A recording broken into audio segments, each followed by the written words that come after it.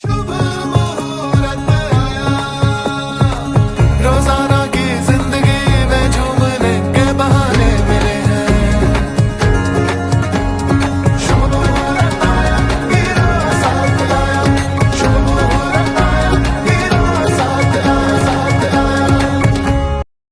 गुस्ताख को फांसी दो, फांसी दो, फांसी दो। गुस्ताख को फांसी दो, फांसी दो, फांसी दो। कि आप देख रहे हैं आज डाल्टनगंज में कैंडल मार्च निकाला गया है, क्योंकि एक और दामिनी एक जघन्य अपराध, और जैसा कि यहाँ के लोग कह रहे हैं है तेरा कातिल जिंदा है। तो कैंडल मार्च जो कांदू मोहल्ला से होकर के छेमुहान तक जाएगा, और ये जो जघन्य अपराध है इस 10 साल की बच्ची के साथ, दर्दनाक हादसा नहीं कह सकते इसको, और क्या क्या नहीं किया उसने। खैर आज उसकी क्षतिपूर्ति नहीं की जा सकती। हमारे साथ मेदिनीनगर की प्रथम मेयर अरुणा शंकर हैं, जो इस कैंडल मार्च में शामिल हुई हैं। क्या कहना चाहती हैं, क्योंकि एक बहुत दुखद घटना। जी, बहुत ही दुखद घटना। आज कांदू मोहल्ला में एक छोटी सी बच्ची, नाबालिग बच्ची के साथ किस तरह से प्रलोभन देकर और ये दुष्कर्म करके उसको इतना बेदर्दी से मार के उस बच्ची का जान लेना सचमुच एक बहुत ही दरिंदगी का काम है। इस तरह का जो कार्य हुआ है बहुत ही घृणित कार्य है, और ऐसे कार्य को रोकने के लिए प्रशासन को इस पे वो कड़ी से कड़ी सजा उसको मिलनी चाहिए। क्योंकि आने वाले समय में, क्योंकि घर में जब अपने गली मोहल्ले में बच्चे सुरक्षित नहीं है तो कहाँ सुरक्षित रहेंगे। है एक छोटा सा मेदिनीनगर है, एक छोटा सा कुल मोहल्ला, उसके अंदर सारे लोग एक दूसरे को जानते हैं। इसके बावजूद भी ऐसी घटना हुई है तो सचमुच की बहुत ही निंदनीय घटना है, और इससे प्रशासन को बहुत ही कड़ा स्टेप लेना चाहिए। समाज में इसका मैसेज जाना चाहिए किस तरह से जो बच्चियों का, नाबालिग बच्ची जिसको दुनिया में पता भी नहीं, इतनी भोली बच्ची।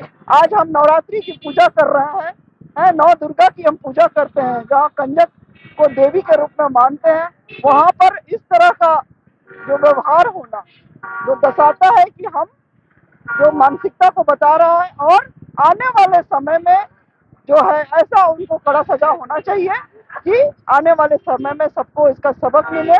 इस तरह के कार्य करने के पहले एक बार लोग सोचें।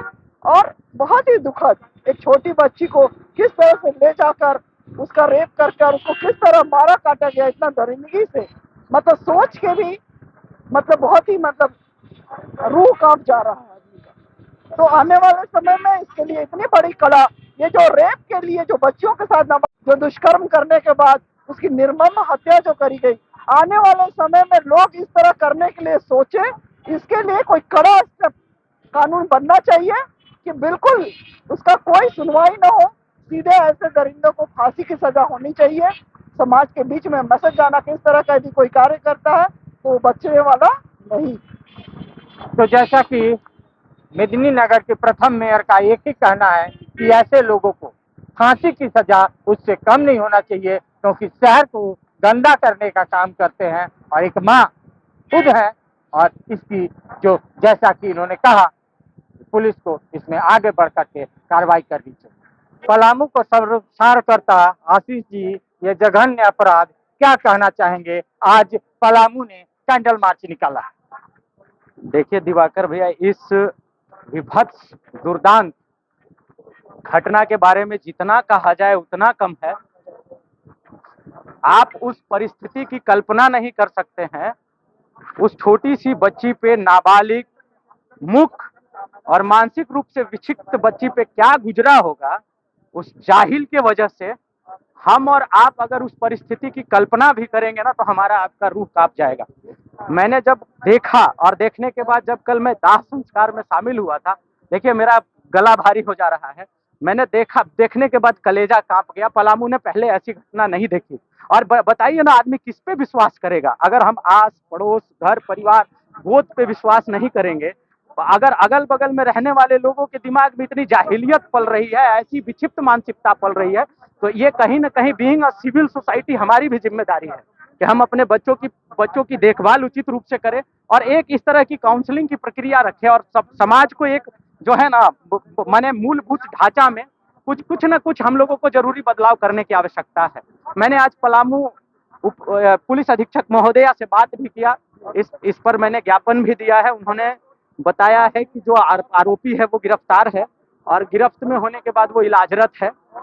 वो जो तमाम प्रक्रिया है वो की जा रही है। तत्पश्चात भी देखिए क्या है कि पलामू को पहले इस तरह की घटना देखने को नहीं मिला। ये सब हम लोग न्यूज में दिखा करते थे कहीं किसी बाहर बड़े शहरों का, जहां एक दूसरे से लोगों का जुड़ाव नहीं। यहाँ तो हर घर एक दूसरे से जुड़ा हुआ है। इसके बाद अगर इस तरह की घटना होती है, सबसे पहले तो मेरी मांग है कि इसको स्पीडी ट्रायल करते हुए ये जो जाहिल है इसको ऐसी सजा दी जाए जो पूरे समाज में मिसाल हो, पूरे पलामू में, पूरे राज्य में एक मिसाल की तरह जाए। और मैं आपको बताऊं, अगर व्यक्तिगत रूप से सामाजिक न्याय में अगर इस प्रक्रिया को करना होता तो ऐसे जाहिलों को चौराहे पे खड़ा करके इनके गुप्तांग को काट देना चाहिए। अगर सामाजिक न्याय की व्यवस्था कहीं हो तो इन लोगों को तो खड़ा करके चौराहे पर इनके गुप्तांग काट देने चाहिए, ताकि इनको ये समझ में आए और ये एक मिसाल जाए। ये जो विकृत मानसिकता पल रही है, बताइए तो भैया, छोटी सी 10 वर्ष की बच्ची, हाँ, आप अगर सुनिएगा तो आपका माने रूह कांप जाएगा कि ऐसा घटना हमारे आसपास भी संभव है क्या? क्या हम ऐसे शहर में, एक छोटे से ऐसे शहर में इसकी परिकल्पना कर सकते हैं जहां में हर घर में भाई है, भतीजा है, चाचा है, बहन है, फुआ है, मामी है, मामा, इस तरह का हम एक दूसरे के साथ अपना शेयर करते हैं संबंध को, और फिर आप संबंध को शर्मसार करते हैं, तार तार करते हैं। बड़ी विभत्स है भैया। और मैंने जब उस बच्ची का देखा था चेहरा, अभी तक मैं उससे बाहर नहीं आ पा रहा हूँ दिवाकर भैया।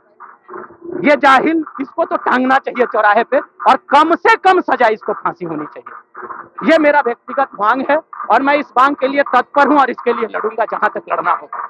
तो जैसा कि देख रहे हैं, आशीष भारद्वाज है। आशीष भारद्वाज ही नहीं, पलामू गुस्से में है क्योंकि पलामू की बिटिया के साथ दुराचार होता है, वो जघन्य अपराध। उसके बाद वो जानवर, वैसी दरिंदा उसे पत्थर से उसके सर को कुचल करके मार देता है। तो आखिर ऐसी मानसिकता कहाँ से आ रही है, कहाँ से पनप रही है? क्योंकि पलामू तो एक ऐसा जिला है, ऐसा जगह है जो प्यार से प्यार बांटने का जगह है, लेकिन ऐसी मानसिकता, ऐसी दूषित मानसिकता कहाँ से पैदा हो रही है, ये भी सोचनीय है, समझने की बात है।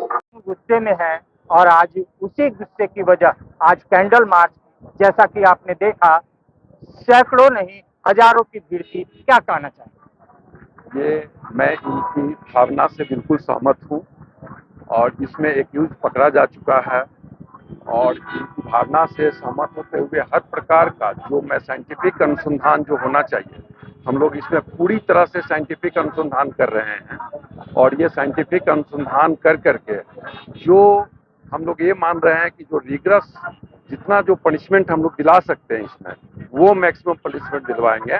और मेरी भावना इन लोगों के साथ में है, जो इनके भावना से हम बिल्कुल सहमत हैं और हम लोग साइंटिफिक अनुसंधान बिल्कुल सारा चीज एफएसएल बुला कर करके सारी बातें कर रहे हैं कि उसमें उसको रिग्रेस पनिशमेंट मिले।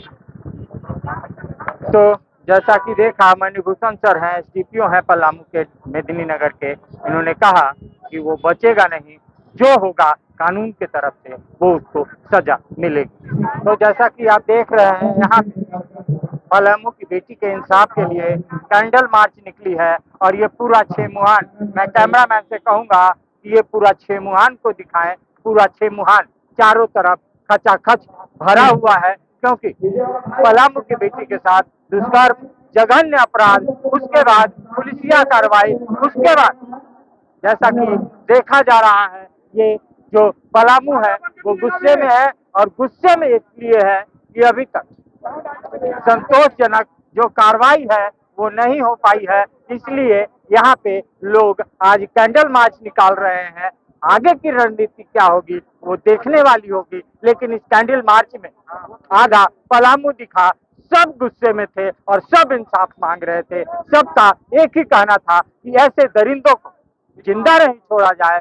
कुछ ने तो ये भी कहा कि उस दरिंदे की अगर हमारे हवाले कर दिया गया तो उसकी टांग ही काट दी जाएगी। इतना गुस्से में है पलामू। क्योंकि पलामू में ये पहली बार हुआ है और पलामू ऐसी जघन्य अपराध को बर्दाश्त नहीं कर सकता, क्योंकि पलामू भाईचारों का जिला है, पलामू एक दूसरे के यहाँ खाने का जिला है, पलामू एक दूसरे के यहाँ उठने बैठने का जिला है, गांव है, घर है। सस्ता और समुचित इलाज के लिए गरीबों का रहनुमा मात्र एक हॉस्पिटल, मैया बाबू हॉस्पिटल।